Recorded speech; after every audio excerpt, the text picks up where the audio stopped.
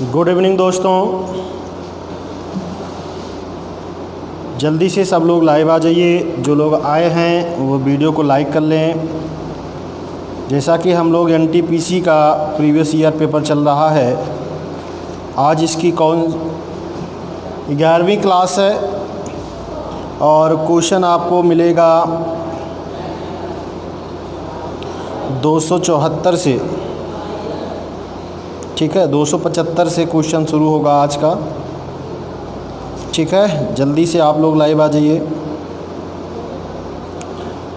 फटाफट जल्दी से करिए भाई। जैसा कि हम आपको बता रहे हैं कि एनटीपीसी का जो प्रीवियस पेपर का सलूशन चल रहा है, आज उसकी 11वीं क्लास है। जो छात्र आज इस वीडियो में पहली बार जुड़ा है इस वीडियो के साथ, वो इसकी पहले क्लासेस को यानी और 1 से लेकर 10 तक सारी क्लासेस को अगर देखना चाहता है तो डिस्क्रिप्शन बॉक्स में जाइएगा, वहाँ आपको लिंक मिलेगा। आप सारी क्लासेस सीरियल बाय सीरियल देख सकते हैं और आप इस सारे वीडियो को ज़्यादा से ज़्यादा लोगों में शेयर भी करें, ताकि जो ये प्लेटफॉर्म बना है, जो ये प्लेटफॉर्म आपको बन रहा है प्रीवियस पेपर का सलूशन, ये कंटिन्यू जारी रहे और इससे आप लाभान्वित हो सकें, ठीक है ना। जिससे आपका अभ्यास बराबर होता रहे, प्रैक्टिस एक बना रहे, जो रिदम होता है कंपटीशन में सवाल को बनाने में, जो आपको कंपटीशन में सवाल बनाना है, जितना आपको टाइम लगना है और कम से कम टाइम, क्योंकि आपको अच्छे से पता है कि आज का जो एग्ज़ाम है, आज का जो परीक्षा, कोई भी परीक्षा हो, सबसे ज़्यादा इम्पॉर्टेंट कोई चीज़ है तो वो क्या है, नॉलेज तो है ही है, लेकिन नॉलेज प्लस टाइम में सवाल को बनाना। अगर आपके पास सिर्फ नॉलेज है, टाइम में सवाल को बनाना नहीं है, तो कंपटीशन में कहीं ना कहीं आप बहुत पीछे रहेंगे। तो ये सब बातों को ध्यान में रखते हुए हम लोग अपने जो भी क्वेश्चन हैं, जो भी हम लोग क्वेश्चन को पढ़ते हैं, रीड करते हैं, उसको कितने कम से कम टाइम में बना सकते हैं, ये सब सिर्फ एक चीज़ से मुमकिन है और वो मात्र एक अभ्यास है। जितना ज़्यादा अभ्यास करेंगे आप, जितना ज़्यादा इसकी प्रैक्टिस करेंगे, जितने ज़्यादा सवाल आप लगाएंगे, टाइप्स अलग अलग सवाल हो, एक ही टाइप का सवाल हो, तभी आपको कोई भी सवाल टाइम में बनाना संभव हो सकता है, ठीक है ना। तो ये सब चीज़ें आप कंटिन्यू करिए। कोई बच्चा ऐसा है, जो छात्र ऐसा है जो क्लास नहीं कर पाता है उस टाइम में, तो आप उस सवाल को, जो वीडियो है जो छूट गई है, आपको प्लेलिस्ट में मिलती ही है, उसको आप जब भी सॉल्व करें थोड़ा सा टाइम देखकर करें, क्योंकि अपने आप को जब उस पर कहते हैं ना कि फोर्स करेंगे, उस सवाल के टाइम में लगाने के लिए अपने आप को फोर्स करेंगे, दबाव बनाएंगे अपने आप, तो कभी कभी गलतियां भी होती हैं और उस गलतियों को एनालिसिस करके दोबारा उसी सवाल को, या दोबारा कोई सवाल दूसरा होगा उस पर वही दोबारा अभ्यास करेंगे, तब जाके ये धीरे धीरे करके ये गलतियां भी कम होती हैं और साथ साथ हमारा सवाल टाइम में बनने लगता है, ठीक है ना। और ये सीरीज़ हमने आपको पहले बताया है कि ये सीरीज़ लंबी जाएगी, क्योंकि 5-6 हज़ार का क्वेश्चन का एक कलेक्शन है, जिनमें सिस्टमैटिक हम लोग 30 के अप्रॉक्स एवरेज जो तौर पे 30 क्वेश्चन का अप्रॉक्सीमेटली हम लोग पढ़ते हैं पर दिन। तो इस तरह से ये सीरीज़ काफ़ी लंबी तक चलेगी, 6 मंथ तक चलेगी। तो इसका जो अभ्यास है, जैसे समय बीतेगा, जैसे टाइम आपको बीतेगा, तब आपका जो अभ्यास है वो अपने आप निखर के बाहर आएगा और तब आपको लगेगा कि किसी सवाल को पढ़ते ही हम कैसे उसका जवाब दे सकते हैं, या कोई इस सवाल को अभी आपको लग रहा होगा कोई ऐसे सवाल का जवाब पढ़ते ही दे देता है, तो हम क्यों नहीं कर पाते। इसका जवाब आपको जब समय आप इस पर खर्च करेंगे, समय आप देंगे इस पर रेगुलर कंटिन्यू होकर, तब आप देखिएगा आपके अंदर भी वो निखार दिखेगा, ठीक है ना। इसी को बातें बताते हुए मैं आज की क्लास को स्टार्ट करता हूँ, ठीक है। क्वेश्चन आप स्क्रीन पे देखिए। पहला क्वेश्चन है, हमने बताया एनटीपीसी 31 मार्च 2016 का थर्ड शिफ्ट का पेपर है ये, और क्वेश्चन नंबर 275 से स्टार्ट है और ये सिलसिला 304 तक लगभग अप्रॉक्सीमेटली क्वेश्चन है जो इस पेपर में पूछा गया था। मैथ के सारे कलेक्शन आज हम आपको, क्योंकि एक चीज़ और हमें सीखने को मिलेगा कि यहाँ से जो हम लोग पीछे मेथड पढ़ रहे हैं, कॉन्सेप्ट जो चैप्टर बाय चैप्टर पढ़ रहे हैं, चाहे वो परसेंटेज का, क्योंकि इस समय तो परसेंटेज की सीरीज चल रही है, परसेंटेज की क्लासेस चल रही हैं, तो जो चीज़ें वहाँ हम सीख रहे हैं, अगर यहाँ हमें वो सवाल मिलता है तो उसका यूज हम ज़रूर करेंगे। ठीक है ना?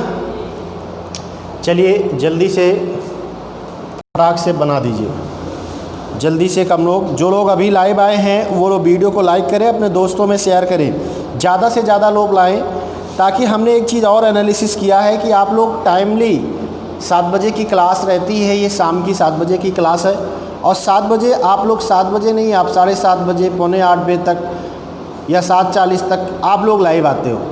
तो आप लोग समय निकालिए, इस समय का जो इस परिस्थिति है, इस समय का आप सदुपयोग करिए।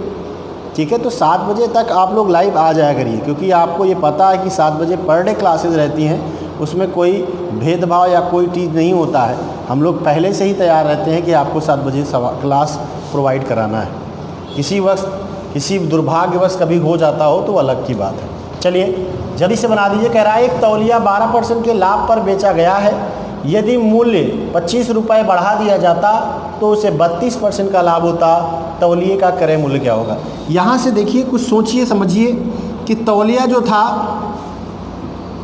तौलिया पहले 12% लाभ पर बेच रहा था, अब जब वो उसे अब क्या हो रहा है, 32% का लाभ हो रहा है, यानी इसका लाभ परसेंटेज बढ़ा। परसेंटेज में कितना लाभ बढ़ा? 20 बढ़ा। जबकि इस तौलिए में रुपए में कितना लाभ बढ़ा? तो 25। इसका मतलब साफ हो गया है कि 20% की वैल्यू 25 रुपया है। अब देखिए हम परसेंट में क्या है, 20% का मतलब होता है किसी भी संख्या का 1/5, 5वां भाग ना। 5वां भाग 25 रुपया है, तो पूरा भाग कितना हो जाएगा? 25 × 5 बराबर 125 रुपया। उस तौलिए की का मूल्य था 125 रुपया है।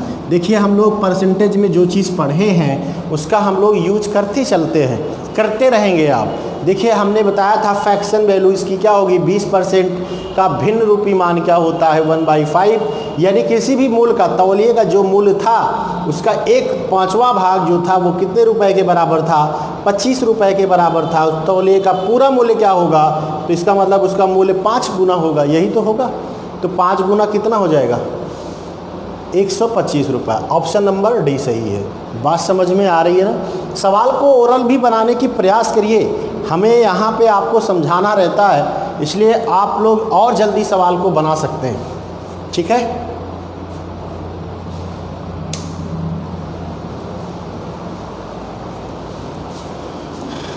जल्दी से बना दीजिए भाई। ग्राफ का सवाल है, क्रिकेट खेलते हैं 17%, हॉकी 33%, फुटबॉल 28% और कबड्डी 22%। आप लोगों का कमेंट भी आ रहा है काफ़ी लोगों का।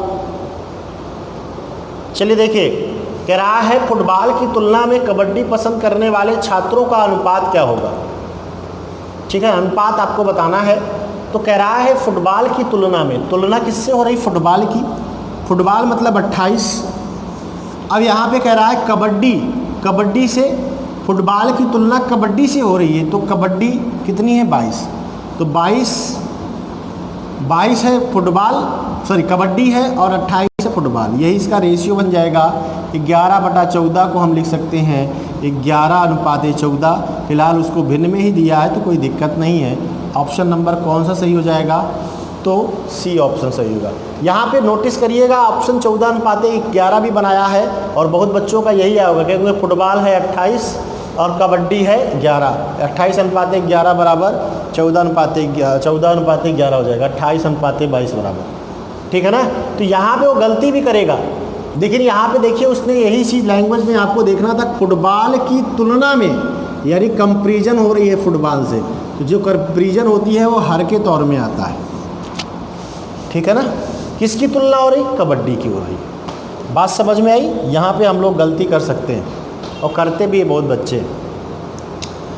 क्रिकेट से संबंधित सेक्टर कोड क्या होगा? बहुत आसान सवाल है, फटाक से बता दीजिए। क्रिकेट का आपको बताना है, क्रिकेट का आपको बताना है कोड। ये डिग्री यानी ये तो क्रिकेट यही तो है, और ये परसेंट में 17 है, तो क्या रहा है कि अगर इसको हम डिग्री में बताएं तो कितने परसेंट, कितने डिग्री के बराबर होगा? जल्दी से कमेंट करके आप लोग बता दीजिए।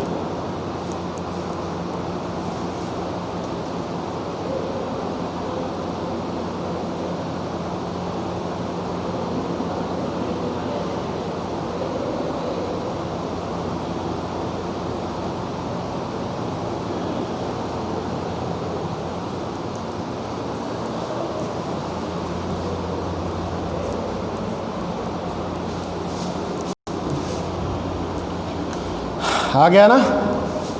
देखिए 17% कितने में से है? और 100 में से डिग्री बनाने के लिए 360 से गुणा हो जाएगा। 0 से 0 कट गया, 5 बार जाएगा, ये 18 बार जाएगा। अब यहाँ से देखिए 5 3 15 5 चौक 20 लगभग। अब इसको गुणा करेंगे 18 चौक 72, कैरी हुआ 7, 18 3 54 7 61 दशमलव लग जाएगा एक अंक पे। 61.2 डिग्री। ऑप्शन कौन सा सही है? डी ऑप्शन सही है। थोड़ा आज स्पीड को मेंटेन करिए जल्दी, ठीक है ना? स्पीड थोड़ा सा बढ़ाइए आप लोग, जल्दी से बना दीजिए इस सवाल को।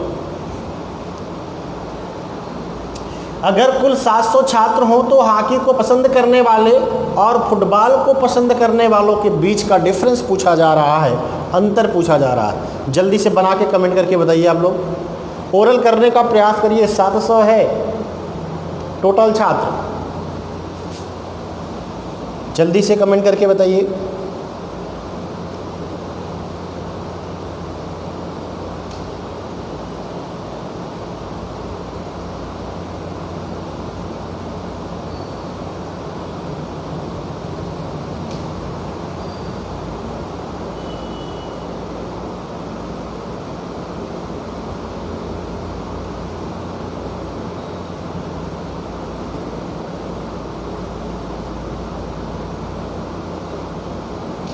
आ गया ना? कौन सा उत्तर सही होगा?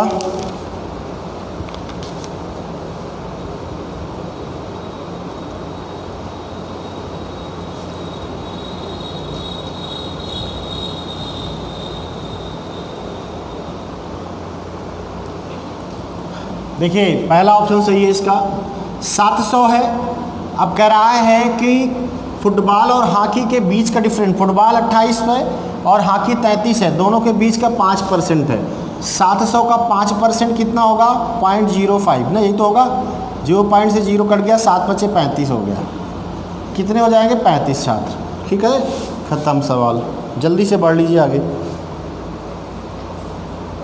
फटाक से बता दीजिए। 150 मीटर लंबी रेलगाड़ी 54 किलोमीटर प्रति घंटा की रफ्तार से कह रहा है एक बिजली के खंभे को कितने समय में, या एक खंभे को कितने समय में पार करेगी? जल्दी से बना दीजिए भाई।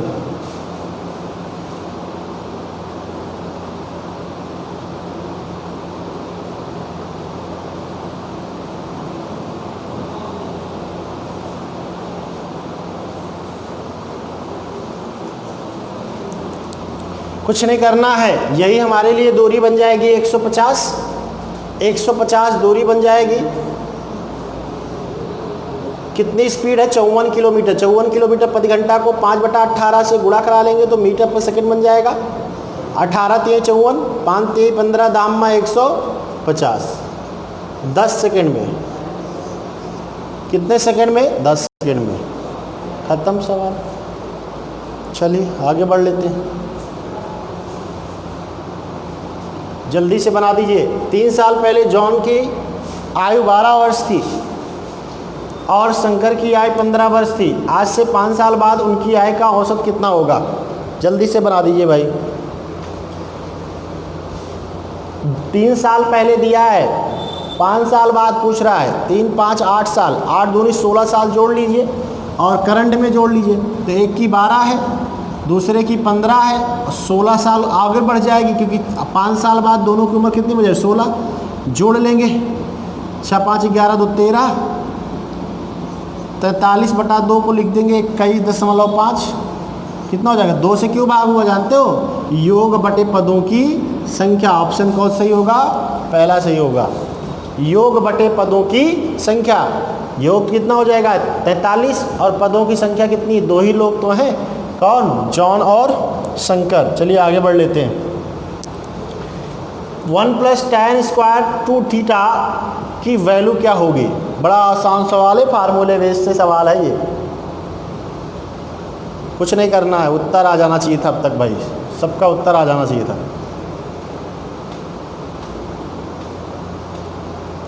कुछ नहीं करना है भाई, ये फार्मूला ही तो लिखा गया है। अरे याद है आपको, sec² θ minus tan² per day बता रहे हैं बराबर 1 होता है, तो इसको इधर पक्षांतर कर दें इधर, तो sec² θ बराबर क्या हो जाएगा? 1 + tan² θ ही तो हो जाएगा। बोलो भाई, इसकी जगह आप sec² θ लिख सकते हो, तो इसकी जगह आप लिख सकते हो sec² 2θ। खत्म सवाल। ऑप्शन नंबर कौन सही होगा? ये नहीं है, बी सही है, ऑप्शन बी सही है, खत्म। ठीक है ना, बढ़ जाइए आगे। माध्य बताना है इसका, मीन जल्दी से बना दीजिए भाई, रेगुलर सवाल पूछा जा रहा है सांख्यिकी का।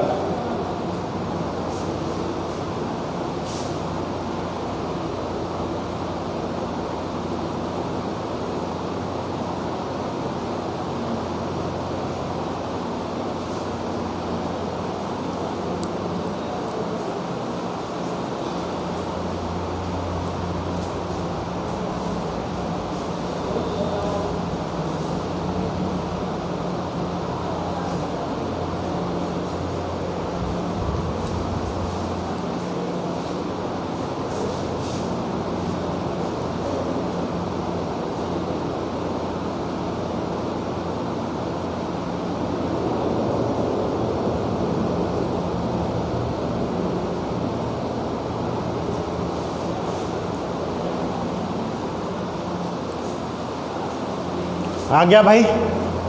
माध्य बताना है, माध्य, माध्य मतलब योग बटा पदों संख्या। 8 × 5 = 13, 13 × 3 = 16, 2 = 18, 18 × 9 = 27, 1 = 28, 28 × 5 = 33, 33 × 4 = 37, 37 × 7 = 44, 44 × 2 = 46, 46 × 5 = 51 बटा कितना है? 2, 2 × 4 = 2 × 6 = 2 × 8 = 2 × 10 = 2 × 12, 12 से डिवाइड करेंगे, 17 × 3 = 51, 3 × 4 = 12, 4.25 यही तो होगा। ऑप्शन नंबर कौन सही है? बी। खत्म, बढ़ जाइए आगे। कह रहा है 252, 294 और 3 हैज 8। यहाँ कह रहा है कौन सा नंबर रखें का मासा 42 हो तो स्टार हैज का वैल्यू बतानी। यहाँ कह रहा है कौन सा नंबर रखें ताकि इन संख्याओं का HCF जो है वो क्या हो जाए? 42 हो जाए। जल्दी से बना दीजिए आप। तो यहाँ पे देखिए इसका HCF 42 है, तो डिफरेंस देख के आप लगा लेंगे। तो इसमें तो डिफरेंस कितने का आएगा? 42 का आएगा। इसमें डिफरेंस कितना आ सकता है? देखिए अगर इसमें डिफरेंस 42 का आएगा तो 42 का होगा या तो 42 का कोई गुणनखंड होगा, गुणज होगा। तो यहाँ पे आपको सोचना ये है कि अगर हम 294 में 42 जोड़ते हैं तो यहाँ पे इकाई का अंक 6 आ जाएगा, यही तो आएगा। 336 आएगा। तो यहाँ पे तो 336 नहीं हो सकता क्योंकि इसका यूनिट अंक 8 है। इसका मतलब एक बार फिर 42 जोड़ देते हैं, तो 8 आ गया, 7 आ गया, 3 आ गया, यानी 378। ये संख्या क्या है? 378 है, जिनमें हैज का मान क्या होगा? 7 होगा। खत्म। ठीक है, भाग देने की कोई आवश्यकता नहीं, खत्म हो गया। समझ में आया? अरे भाई हमने HCF 294 में डिफरेंस क्या आता? डिफरेंस से निकालते हैं तो 42 जोड़ सकते हैं, या तो 42 की जगह 84 जोड़ सकते हैं, या तो 84 की जगह 126 जोड़ सकते हैं। तो यहाँ ध्यान में रखिएगा 42 जोड़ने से 336 आया। 336 हो नहीं सकता क्योंकि इसका यूनिट क्या था? 8 था। यूनिट यहाँ 6 है, गलत है। अब अगर हम 84 जोड़ देंगे तो यूनिट डिजिट आ गया। वैसे भी देख सकते हैं यूनिट डिजिट से भी। चलिए आगे बढ़ जाते हैं। एक व्यापारी उसके सामान पर क्रय मूल्य से 25% दाम अंकित करता है और 8% की छूट देता है, उसका लाभ प्रतिशत क्या होगा? बात ही कुछ करना ही नहीं था। परसेंटेज 25% इंक्लूड कर देता है, यानी 1/4 दाम बढ़ गया। अगर 1/4 दाम बढ़ गया है, यही तो हुआ। 25% का मतलब होता है 1/4 ना। 1/4 दाम बढ़ गया तो कितना हो गया? 5/4 हो गया। अरे 4 था, 1 बढ़ गया तो 5 नहीं हो गया। ठीक, अब इसमें कह रहा है डिस्काउंट दिया गया है। इस परसेंट को लिख सकते हैं 008, 0.08, 2 से कट जाएगा 0.02, 2 पंचे 10, 1 अंक पे दशमलव लग जाएगा। ठीक है ना। अब यानी इतने का डिस्काउंट मिल जाएगा। इसको फ्रैक्शन में भी लिख सकते हैं, 1/10 का डिस्काउंट मिल जाएगा।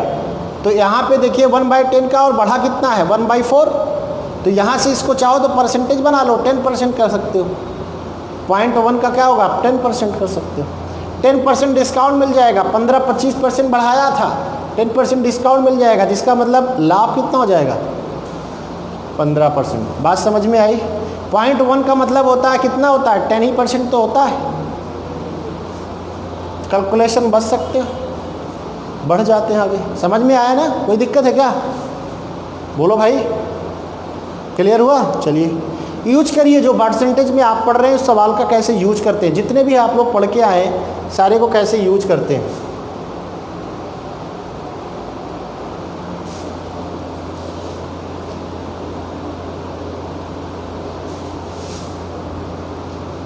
जल्दी से बना दीजिए भाई।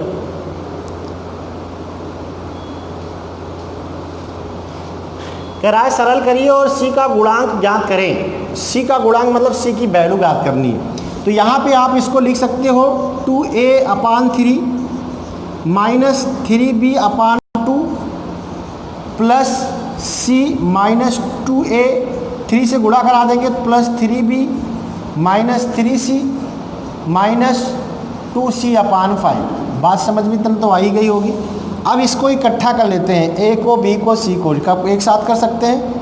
तो a यहाँ 2a है, इसको इकट्ठा करते हैं तो 2a/3 -2a। बात देखिए सब इकट्ठा कर लेते हैं, ठीक है ना। अब b को लिखेंगे तो -3b/2 अब माइनस क्या पे है? यहाँ पे प्लस 3b। ठीक, अब देखेंगे c कहाँ? c -3c और -2c/5। बात समझ में आई? ये इसके साथ जुड़ेगा, घट जाएगा तो इसका एलसीएम 3 हो जाएगा। 2a -3 दूनी 6a माइनस यहाँ पे इसका एलसीएम फिर 2 हो जाएगा, -3b प्लस 2 तिहाई 6b प्लस, अब ये इससे घटेगा तो माइनस हो जाएगा।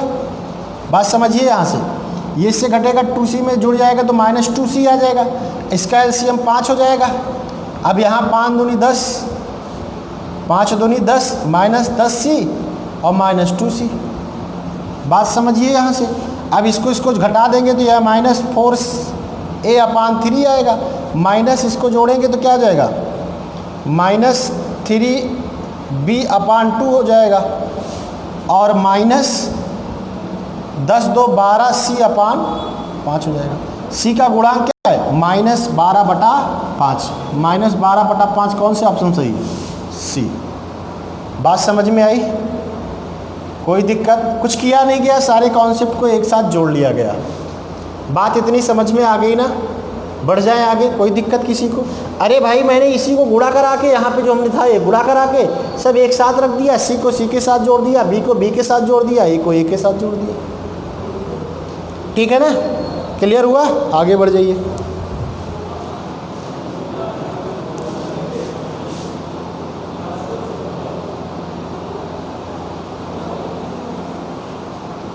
जल्दी से बना दीजिए भाई।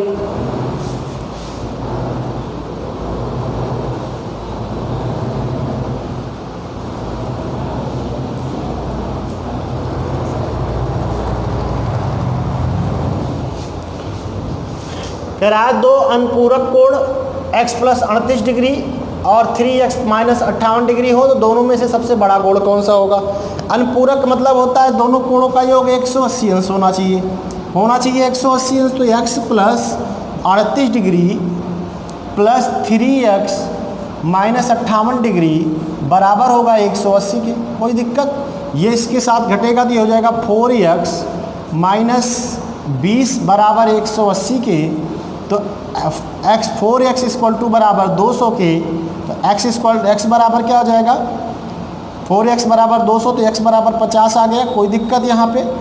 अब यहाँ पे रखेंगे तो इसका मान 88 डिग्री आ जाएगा, इसका मान क्या आ जाएगा 88 डिग्री आ जाएगा, और इसकी वैल्यू कितनी आ जाएगी, तो 150 में से 58 घटा देंगे तो क्या आएगा 92 डिग्री आएगा।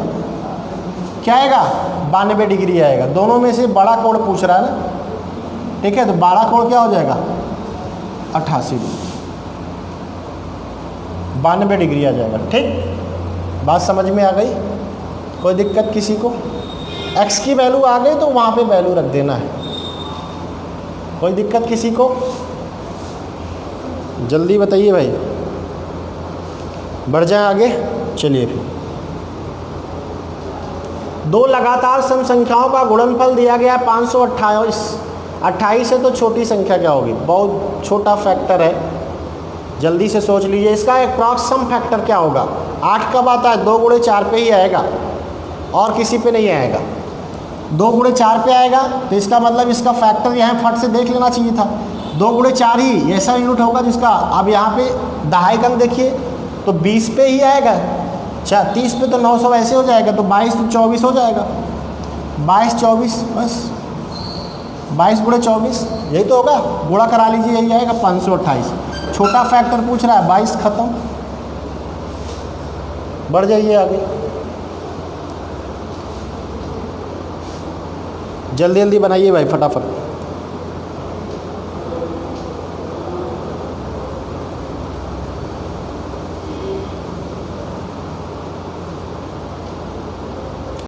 एक त्रिभुज के कोणों का रेशियो दिया गया है। त्रिभुज किस प्रकार का है, देखेंगे कौन सा कोण है, त्रिभुज है। तो यहाँ पे देखिए तीनों कोणों का योग 9 रेशियो है, 9 बराबर 180। त्रिभुज के तीनों कोणों का योग 180 अंश होता है। एक रेशियो की वैल्यू 20 आ गई, तो 20 दूना 40, 20 योग 80 और 20 तिहाई 60। सारे कोण क्या हैं 90 डिग्री से कम है, तो ये कौन सा डिग्री कोण होगा, न्यून कोण होगा। खत्म भाई। न्यून कोण की परिभाषा तो यही होती है 0 से लेकर 90 से कम, 0 से अधिक और 90 से कम के कोण को क्या कहते हैं, न्यून कोण। सारे कोण देखिए 90 से कम ही तो हैं। खत्म, क्या दिक्कत?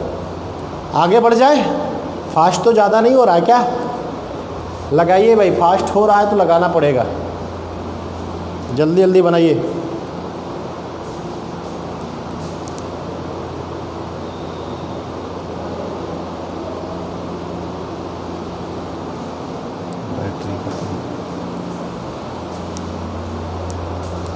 जल्दी से बना दीजिए भाई,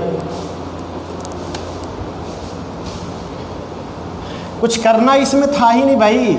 10 की पावर 4 मतलब 10 पे 5 में 4 0 हो जाएगा। ख़त्म। 10 की पावर 4 का मतलब ऐसी संख्या जिसमें 4 5 से गुणा कराएंगे, 1 में तो 5 ही आएगा, प्लस 6 में 3 0, प्लस 4 में 1 0, माइनस 0.03 हो जाएगा। 10 से भाग देंगे तो 3 अंक 2 अंक पे दशमलव लग जाएगा, 100 से भाग दे देंगे तो 5 50,000 6,000 56,000 40 माइनस 0.03 तो हो जाएगा 56,039। एक कैरी जाएगा 0.97 56039.97। कौन सा ऑप्शन सही है, 97, ऑप्शन नंबर डी सही है। खत्म। क्या दिक्कत है भाई, आगे बढ़ जाए। चलिए बढ़ जाइए, जल्दी से इसको बना दीजिए भाई। टेक्नामेंट्री का है 5 tan थीटा बराबर 4, तो कह रहा 3 sin theta minus 2 cos theta भागे 2 sin थीटा प्लस 3 cos थीटे का वैल्यू बतानी। tan बना लो, क्या दिक्कत है, कोई ख़त्म करना ही नहीं दिक्कत। tan बना लो, tan इक्वल टू बराबर साइन के फॉर्मेट पे क्या होता है पता होगा ना चाहिए। tan बराबर साइन बटा cos। हमें इसको tan बनाना है तो क्या करेंगे, sine upon cos, sine cos से भाग दे दें पूरे समीकरण में, इधर भी और इधर भी, भाग का निशान है ना तो कट जाएगा ही, तो ये cos tan बन जाएगा। इसको लिख सकते हैं 3 tan -2 अपान भाग है ना, बटे लिख सकते हैं 2tan -+3, यही तो लिख सकते हैं। और अब यहाँ पे tan की वैल्यू आपको पता हो गई, tan बराबर क्या हो जाएगा 4/5 के, यही तो होगा। वैल्यू रख देते हैं 3 गुणे 4/5 -2 अपान 3 2 गुणे 4/5 +3, यही तो होगा। 5 3 15, सॉरी पूरा तो होगा नहीं, 4 3 12, 12/5 -2 और 4 दूनी 8/5 +3। क्या दिक्कत है, बस जो घटा लेंगे इसको। 5 3 15 में से 12 जाएगा तो माइनस कितना आएगा, सॉरी 5 दूनी 10 में से 5 दूनी 10 होगा, 10 में से 2 जाए 12 जाएगा, 2 आएगा, 2/5 बटा 8, 5 3 15 में से 8 जोड़ेंगे 23 हो जाएगा, 15 8 23/5, 5 से 5 कैंसिल हो गया, 2/23, 2/23 यही इसका राइट आंसर है। ऑप्शन नंबर कौन सा सही है, बी। कुछ किया नहीं गया इसमें, हमने कुछ नहीं किया है। tan बराबर क्या होता है, sin अपॉन cos, हमने क्या कर दिया है, ये सारे को tan बना लिया। देखो tan का फॉर्मेट पे उसने मान दिया था, क्योंकि tan बराबर क्या था, tan बराबर था 4/5। ठीक है, यहाँ पे लाके वैल्यू पुटअप करा दें, cos से भाग देंगे तो ये tan बन जाएगा, cos से cos कट जाएगा, ये भी tan बन जाएगा, cos से cos कैंसिल हो जाएगा। ठीक, समझ में आ गई ना बात, कोई दिक्कत किसी को, कहाँ पे प्रॉब्लम है बताइए भाई। सोचिए भाई, टाइम को, सवाल को समय में बनाना सीखिए। चलिए जल्दी से बढ़ लेते हैं आगे। न्यूनतम संख्या बतानी है इसमें, 3/4 3/5 2/7 3/8 3/11। याद होगा फ्रैक्शन वैल्यू परसेंटेज में हमने आपको बताया था 1/4 25% के बराबर है, तो ये 75% हो जाएगा। 3/5 ये 60% के बराबर होगा। 3/7 14 3 42 समथिंग के आसपास होगा। 1/7 14 समथिंग के आसपास होता है। 1/8 12 के 12 3 36 37.5% होगा। ये 11 3 33, 1/11 का 9.9 3 27 समथिंग के आसपास होगा परसेंटेज वैल्यू। सबसे छोटा नंबर 27 है तो दिख रहा है, कौन सा ऑप्शन सही है, ख़त्म। क्या दिक्कत है, भाग भाग देने की जरूरत नहीं है। जो फ्रैक्शन वैल्यू है देखो यहाँ पे कैसे आपको, क्योंकि आपको परसेंटेज वैल्यू पता है, भिन्न का परसेंटेज वैल्यू आपको अगर पता है तो यहाँ देखिए कैसे यूज हो रहा है, और यूज करना पड़ेगा आपको। जैसे ही सवाल लगाया जाता है ये सब कैलकुलेशन नहीं किया जाता मुँहजबानी। ये 75% है, ये 60% है, 42 समथिंग के आसपास है, 12 3 36 37.5% के आसपास है, ये 27 के आसपास है। कैसे जाना, क्योंकि 1/11 की गुणे 3 ही तो है, 3/11, और 1/11 का 9 पॉइंट समथिंग के आसपास आता है, तो 9 3 27 समथिंग के आसपास आएगा। यही तो बता रहे हैं आपको, सबको ऐसे पता है। 1/8 का आपको पता है 12% 12.5 होता है, और 3/8 है तो 3 से गुणा करा देंगे, 36 और 1.5 आधा और जाएगा, 37.5 हो जाएगा। यही तो हम बताए हैं। परसेंटेज में देखिए वही सब चीज़ें हैं, आज यूज देखिए कैसे परसेंटेज का यूज हो रहा है। जल्दी से बना दीजिए 292 क्वेश्चन नंबर।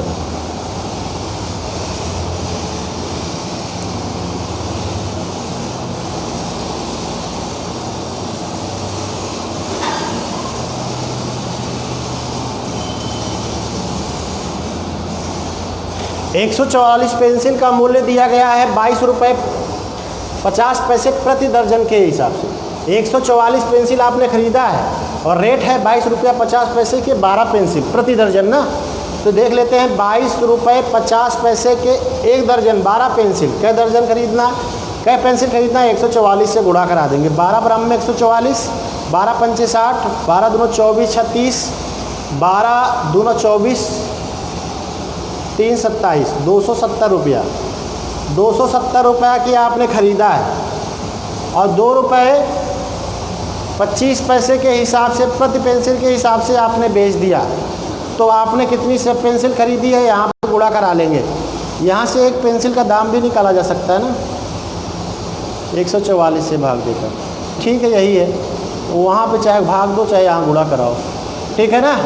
अब यहाँ पे इसको 44 से गुणा करा देंगे, इसको फ्रैक्शन में लिख लेंगे, तो ये 2 सही 1/4 हो जाएगा, यही तो हो जाएगा, 2 सही 1/4 हो जाएगा, तो 2 सही मतलब 288। अब यही सब गुणा करना, देखिए फ्रैक्शन बना के 2 से गुणा करा देंगे तो 144 को 288 प्लस 1/4 इसका कितना हो जाएगा 36। 144 का हाफ 72 का हाफ 36 जोड़ लेंगे 4, 8 से 14, 8 3 11 1 12 और 324 रुपया। 324 रुपये का उसका सेलिंग प्राइस है। कास्ट प्राइस कितनी है 270 रुपये। इसका मतलब उससे प्रॉफिट कितने का हुआ 54 रुपये का। कितने का हुआ 54 रुपये का हुआ। 54 का प्रॉफिट हुआ 270 पे। परसेंट बनाने के लिए 100 से गुणा, 2 जीरो से 1 जीरो कैंसिल हो गया, 27 दूना 54, 10 दूना 20, 20% उत्तर हो गया। कौन सा ऑप्शन सही है सी। खत्म खत्म, कोई दिक्कत किसी को। ये कहाँ से आया भाई, मैंने 2.25 को 2.25 का मतलब 1/4 ही तो होता है, और 2 है ही है, 2 सही 1/4, उसको हमने क्या कर दिया टुकड़े में गुणा करा लिया, बात खत्म। तो 2 से गुणा करा लिया तो 288 और 1/4 144 का 1/4 कितना होगा 36 ही तो होगा, क्या जरूरत है, वरना वैसे गुणा कराती रहती। जल्दी से बना दीजिए इसको भी।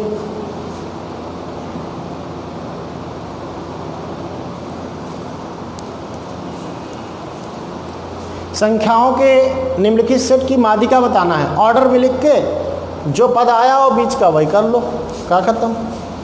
ऑर्डर में लिखेंगे तो 0 आएगा, फिर 1 आएगा, फिर 1 आएगा, फिर 2 आएगा, फिर 2 आएगा, फिर 3 आएगा, फिर 3 आएगा, फिर 4 आएगा, फिर 5 आएगा।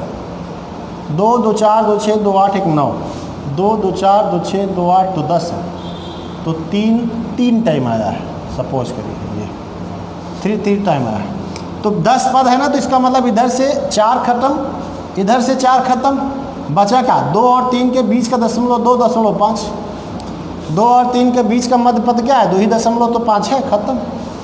या दोनों को जोड़ लीजिए, 2 से भाग दे दीजिए, बात वो भी वही है, 2.5 ही आएगा। और वैसे भी देखिए 2 और 3 के बीच का पद 2.5 ही तो है, 2.5 ही तो है, कि माध्यिका का मतलब होता है बीच का पद। अगर ये 11 पद होता तो इसकी माध्यिका 1 ही पद आती, तो वहाँ तो कोई दिक्कत नहीं था। जल्दी से बना दीजिए इसको, कुछ नहीं है, बहुत इजी सवाल है, बड़ा से बनाइए।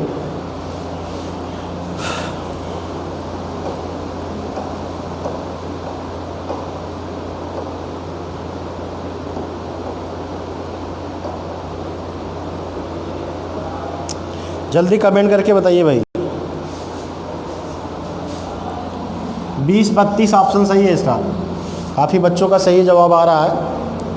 हाँ स्पीड देखिए भाई, स्पीड मेंटेन करना पड़ेगा आज, इसीलिए हम फास्ट भी बता रहे हैं आप लोगों को। कोई दिक्कत है क्या किसी को, कमेंट करके बताइए। नहीं ऐसे करना पड़ेगा भाई, अगर आप ऐसा नहीं करेंगे तो दिक्कत होगी ना। देखिए 2 भाइयों के बीच का रेशियो का दिया गया है, डिफरेंस 12 दिया है, दोनों के बीच का रेशियो में डिफरेंस 3 का है, 3 बराबर 12 के, 1 बराबर 4 के, एक की उम्र 4 पंचे 20, दूसरे की 4 8 32, खत्म। ऑप्शन सी ए सही है। ठीक, आगे बढ़ जाते हैं, जल्दी से बना दीजिए इस सवाल को। ये लंबी चौड़ी हिंदी है, बाकी कुछ नहीं है सवाल में। जल्दी से सवाल पढ़िए। कह रहा है जब मैं अपने फार्म हाउस पर अकेले जाता हूं तो मैं 80 किलोमीटर प्रति घंटा की रफ्तार से बिना रुके अपनी कार चलाता हूं। अपने फार्म हाउस पे जाता है तो अकेले जाता है तो 80 की स्पीड से जाता है बिना रुके। कह रहा है लेकिन जब मैं अपने परिवार के साथ यात्रा करता हूं तो मैं ठहराव के साथ 60 किलोमीटर प्रति घंटा की रफ्तार से ही समान दूरी तय कर पाता हूं। जब अपने परिवार के साथ जाता है तो उसकी स्पीड 60 हो जाती है, और जब अकेले जाता है तो 80 हो जाती है। तो प्रत्येक घंटे में वह कितना देर ठहराव करता है, तो कोई दिक्कत नहीं। बिना रुके चाल क्या थी, तो अगर देखा जाए अगर 1 घंटे ये जाता तो 80 दूरी तय करता, अगर इसको 1 घंटे जाना हो तो 60 ही। इसका मतलब इसकी तुलना में इसको 20 किलोमीटर दूरी कम चली, इसका मतलब यही रुका। किसकी स्पीड से कम चली 80 की स्पीड से, 80 से भाग दे दिया। 1/4 घंटे वो प्रति घंटे रुकता है। 1/4 को मिनट बना लेंगे, 60 से गुणा करा के 15 मिनट, यानी वह प्रत्येक घंटे 15 मिनट क्या करता है, रुक जाता है, अपने परिवार के साथ जाएगा तो 15 मिनट का ठहराव करता है। ऑप्शन नंबर कौन सा सही है? सी सही है। बात समझ में आ गई ना? लंबा चौड़ा सवाल है लेकिन सवाल का स्टैंडर्ड कुछ नहीं है। आगे बढ़ लेते हैं, जल्दी से सिंप्लीफाई करिए इसको।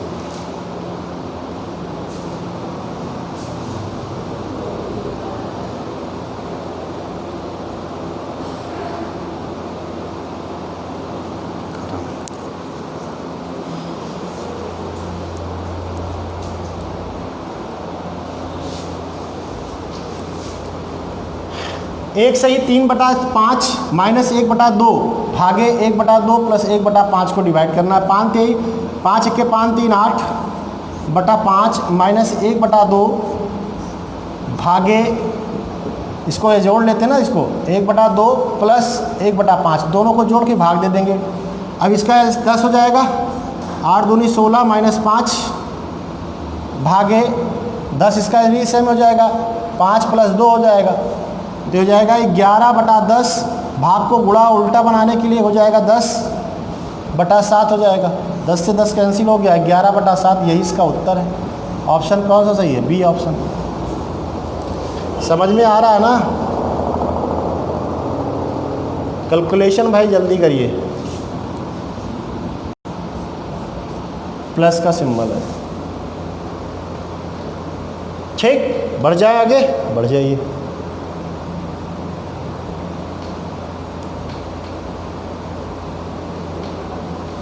कह रहा है 50 पेन, 80 पेंसिल और 65 पैरामीटर समान रूप से कुछ खंभों के बीच वितरित किए जाए हैं। प्रत्येक आइटम के 5 वितरित नहीं किए जाते हैं तो छात्रों की संख्या का पता लगाएं। मतलब हर आइटम 5-5 नहीं दिए जाते हैं। इसका मतलब इसका आपको दिया कितना गया? 60। इसमें दिया कितना गया? 75। इसमें कितना दिया गया? 45। इसका निकालना है HCF, वही हो जाएगा, प्रत्येक छात्रों की संख्या हो जाएगी। HCF इसकी में कितना आएगा देख लीजिए, 15 45, डिफरेंस कितना है? 15 का ना, 15 ही कह दो, ख़त्म। Option number C. क्लियर हुआ? बात समझ में आ रही ना? HCF डिफरेंस निकाल लिया, इसका डिफरेंस 15 है। अब इसका भी वही होगा, जो भी होगा 15 होगा, या तो उसका गुणज होगा, 15 से भी डिवाइड होगा, 15 से भी डिवाइड हो जाएगा, 15 से भी। चलिए आगे बढ़ जाते हैं, जल्दी से बना दीजिए, कोई सवाल में कुछ नहीं है, जल्दी से बना दीजिए।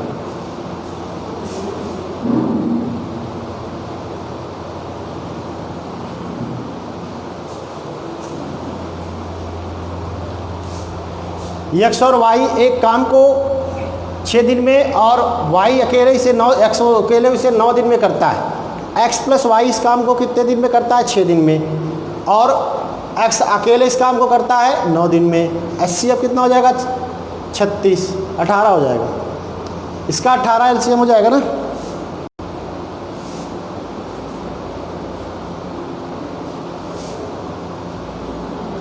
अठारह इसका HCF हो गया, LCM हो गया। इसकी कार्य क्षमता 3 आ गई, इसकी 2 आ गई।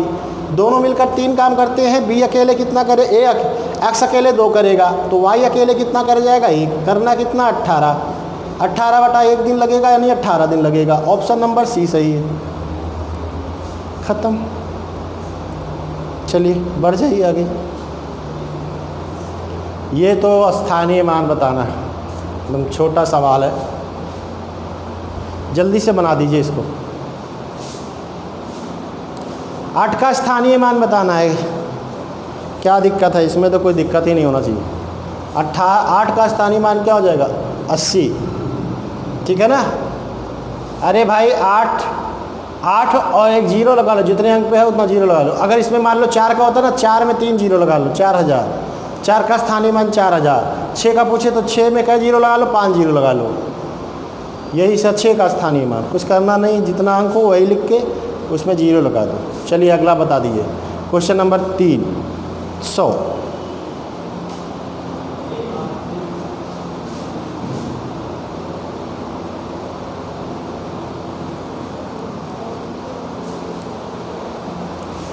एक निश्चित राशि पर 3 वर्ष के लिए 5% लोन दर लगाने वाले साधारण ब्याज तथा चक्रवृद्धि ब्याज का अंतर 8 रुपये 18 रुपये 30 पैसे है, तो वह धनराशि क्या होगी। यहाँ पे मिसप्रिंट हुआ है, यहाँ लिखना था तो मूलधन क्या था। मूलधन आपको बताना है, मूलधन क्या होगा। जल्दी से बनाइए इसको, यहाँ पे मिसप्रिंट हुआ है, मूलधन क्या होगा ये लिखना था। ठीक है, चलो समझ गए, जल्दी से बनाइए इसको। आप डिजिटल सम से भी बना सकते हो, याद आया, डिजिटल सम बताया गया आप लोगों को। यूज करिए, जहाँ कैलकुलेशन आपको लेंदी दिखे वहाँ यूज कर लिया करिए। डिजिटल सम में बनाएंगे तो अगर मूलधन हम P मानते हैं, ठीक है, मूलधन अगर हम P मानते हैं तो P का 15% 0.15 या 15% में लिखा है, ये इसका साधारण ब्याज है। चक्रवृद्धि ब्याज क्या हो जाएगा, चक्रवृद्धि ब्याज निकाल लेते हैं तो P का 1.05 का होल क्यूब -1, ये चक्रवृद्धि ब्याज। दोनों के बीच का डिफरेंस दिया गया है कितना, 18.3। डिजिटल सम से भी लगा सकते हो, तो इसका डिजिटल कम कितना आएगा 6P माइनस, अब इसमें देख लेते हैं 5 1 6, 6 का क्यूब कितना हो जाएगा, 6 का क्यूब कितना है 216, 216 का डिजिटल सम क्या आएगा 0 0 नहीं 9, 9 में से 1 घट जाएगा 8, यानी 8P बराबर 8 से कट गया, इसका 3 आ जाएगा। ये इसके साथ घटेगा तो -2P बराबर 3 के, P = बराबर -2P हो जाएगा ना, ये कटेगा तो ऊपर नीचे 5 से गुणा हो जाएगा, 5 3 15, डिजिटल सम 6 आएगा, 5 3 15 ना, 15 में डिजिटल सम क्या आएगा 6, जिसका डिजिटल सम 6 होगा वही उत्तर हो जाएगा।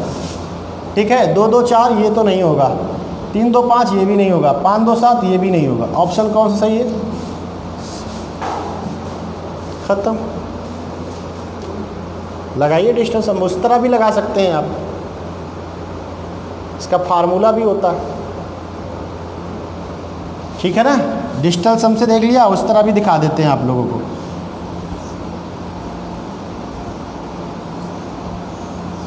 यूज करिए भाई, जो फार्मूले आपको तरीके बताए जाते हैं।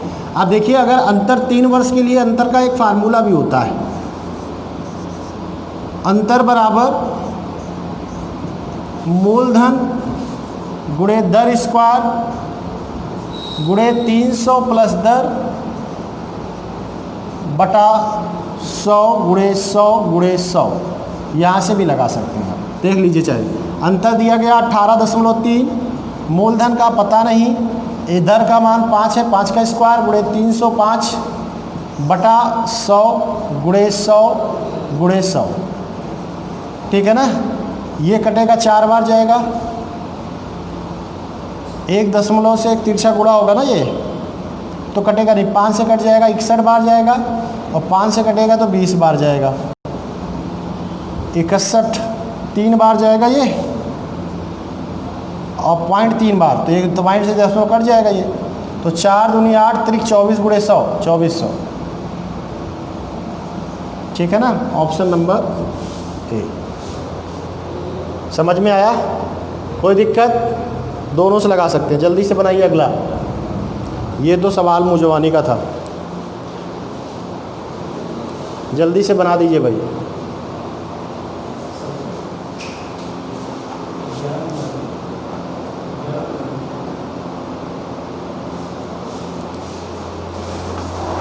वाई स्क्वायर प्लस वाई बराबर 12 है, तो वाई का मान 3 हो जाएगा, खत्म। 3 3 9 3 12, क्या दिक्कत है भाई, इसमें तो कुछ करना ही नहीं था, ठीक है ना। 3 का क्यूब 9 हो जाएगा, प्लस 3 बराबर 12 के। दिमाग चलाइए भाई, जरूरी नहीं होता हर सलाह फार्मूले से लगाया जाए। खत्म हो गया, अगला बढ़ लीजिए। क्वेश्चन नंबर 302, जल्दी से बनाइए इसको, बढ़िया दिया गया है कैलकुलेशन, इसलिए डिजिटल सम से बनाओ इस सवाल को, डिजिटल सम से बनाओ, बहुत आसानी से लग जाएगा। देखिए, जो कॉन्सेप्ट बताए जा रहे हैं उनका यूज करिए भाई।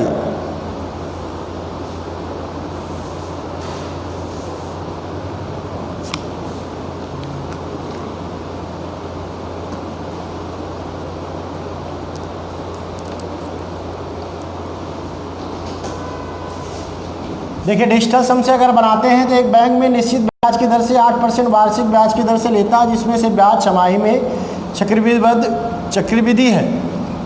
यदि उसने 1.5 वर्ष के लिए पश्चात इतना धनराशि दिया हो तो मूलधन क्या होगा? मूलधन हमने P मान लिया। अब इसको ब्याज कितना हो जाएगा? 4% हो जाएगी ना, तो ये हो जाएगा 1.04 का क्यूब, यही तो होगा 3। अरे भाई 1.5 छमाही होगी तो ब्याज की दर आधी हो जाएगी, तो 4% हो जाएगी, और 1.5 साल में क्या छमाही? 3। ये बराबर है किसके? 51.2। यही तो बताया था भाई, कोई दिक्कत हो बताइए। बस डिजिटल सम निकालिए। 9 8 1 9 5 2 5 6 2 8 1 9, डिजिटल 5 आया इधर देखेंगे 5 का क्यूब कितना हो जाएगा? 125। 125 में डिजिटल सम क्या होगा? 5 2 7 1 8। P बराबर कितना हो जाएगा? 5/8, ऊपर नीचे 8 से गुणा करा लेंगे। 40 में डिजिटल सम क्या आएगा? 5। P का मान वही होगा जिसके डिजिटल सम 4 आए, तो ये 8 1 9 6 आएगा, गलत। 9 से 9 कट गया, 4 7 1 8, ये भी गलत। 8 1 9, ये भी 3 आया, ये भी गलत है। 7 5 12 1 13, 13 का डिजिटल सम कितना आएगा? 4, यही इसका सही उत्तर। ऑप्शन नंबर क्या हो जाएगा? बी।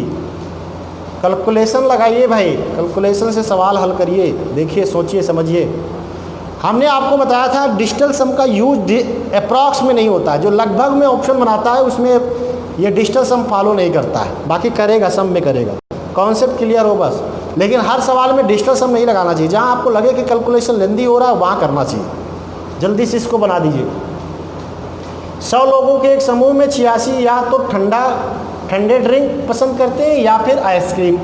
यदि 62 लोग ठंडे ड्रिंक पसंद करते हो और 21 लोग दोनों पसंद करते हो, तो आइसक्रीम कितने लोग खाते हैं? कोई दिक्कत नहीं। 86 लोग कुल हैं, जिनमें 62 कह रहा है वो ठंडे ड्रिंक पड़ते हैं, और 21 दोनों करते हैं, तो 62 में सबसे पहले 21 निकाल दो, बचा कितना? 41। 41 लोग ऐसे हैं जो केवल ठंडे ड्रिंक का इस्तेमाल करते हैं, और टोटल कितने लोग हैं? 86। 86 में 41 घटा दो तो वो पता लग जाएगा कितने लोग आ जाएंगे? 45। ये 45 क्या? आइसक्रीम पसंद करते हैं। खत्म।